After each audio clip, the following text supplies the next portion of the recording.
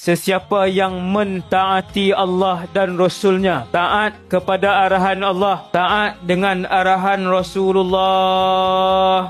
2 syarat. Nak tinggal satu taman dengan Nabi di dalam syurga, 2 syarat. Allah Subhanahu Wa Taala bagi tahu syarat yang pertama, taat arahan Allah, taat arahan Rasulullah. Arahan Allah tiap-tiap hari ada 1000 ke ada berapa? Allah arahkan kita tiap hari solat. Arahan Allah bukan 300, arahan Allah bukan 50, bahkan arahan Allah solat 5 waktu. Puasa Ramadan tiap-tiap hari kah? Setahun sekali. Mengerjakan haji tiap-tiap hari, sekali seumur hidup kalau mampu. Kalau tak mampu, seumur hidup tak wajib. Mengeluarkan zakat tiap-tiap hari kah? Setahun sekali kalau ada harta. Kalau tak ada harta yang cukup, tak wajib. Arahan Allah, ketaatan kepada Allah setiap hari hanyalah salat dan beberapa yang lain seperti menutup aurat, berbakti dengan mak dan ayah dan lain-lain yang sedikit.